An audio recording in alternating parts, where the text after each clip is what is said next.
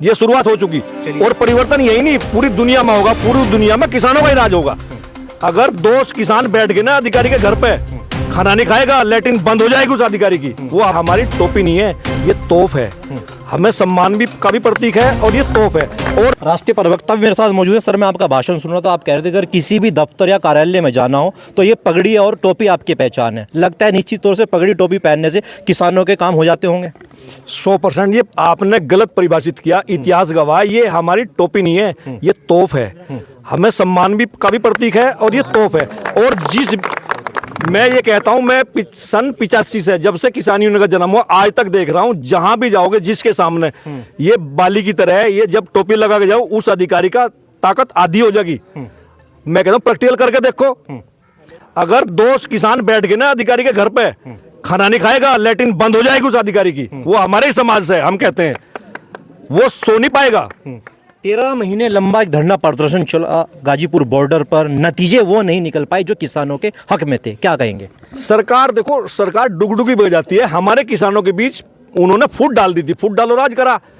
कुछ किसानों को पैसे दे दिए, कुछ वैसे पैकाए मांगे, मगर उस 13 महीने की ट्रेनिंग से किसान लड़ना जान गया। और लड़ना जान गया। अब मैं आज कह रहा हूं, आप ध्यान रखना, कुछ दिनों बाद इस हिंदुस्तान में बदलाव आ गया। भी है आगे बच्चे किसान के संसद में बैठेंगे। अब की बार चुनाव हुआ, मतलब कोई हार गया कोई जीत गया, दोनों पक्ष और विपक्ष दोनों किसानों की जिक्र करते रहे। अब भी संसद में सबसे ज्यादा जो सत्र चला, किसानों का जिक्र हुआ। देखिए, विरोध प्रदर्शन बहुत है, किसानों ने भी करे, आम जनता ने भी करे।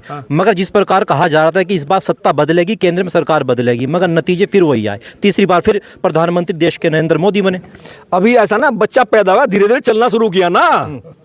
एक वो ऐसा नहीं, वो हिंदू मुस्लिम की राजनीति करके उससे थोड़ा प्रभाव हुआ, मगर परिवर्तन तो होगा। ये शुरुआत हो चुकी।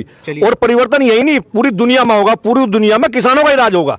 किसान जाति जो है ना भाई, एक बात सुन, आज हिंदुस्तान में 70% जनता गांव में निवास करती है और 70 के 70% जो गांव में है वो किसान खेती से जुड़े हुए हैं। और जो 30% है वो भी हमारे ऊपर है। अगर हम अन्न पैदा ना करें, क्या खा लेंगे वो? सोच के देखो, बिना किसान के तो अन्नदाता वैसे नहीं कहा कि बिना किसान के है क्या? अगर हमारे बच्चे देश की रक्षा न करें, हम और आप घूम लेंगे। भाई किसान के बच्चे जहां किसी उद्योगपति के बच्चे गए। हम लोग सोचते नहीं, हमारी भाषा को लोग पहचानते नहीं, मगर धीरे धीरे हमारे बच्चे जागे, हमारी महिलाएं, हमारी बेटी जागी और ये लड़ना शुरू करेंगे। अभी हफ्ते 10 दिन में हिंदुस्तान के 23 राज्यों में ये अपनी टीम गठित कर देंगी, हम सहयोग करेंगे। संगठन वैसे चल रहा, संगठन जो है हमारे सम्मानित सोमदत्त शर्मा जी राष्ट्रीय अध्यक्ष, इनकी ईमानदारी से, और हमारे साथ जो है रिटायर्ड IAS अफसर हैं, रिटायर्ड IPS भी हैं, रिटायर्ड जज भी हैं सुप्रीम कोर्ट के, वो पद नहीं ले रहे मगर हमारा सहयोग करते हैं। हम सरकार से लेना जानते हैं, कैसे लिया जाएगा। चलिए।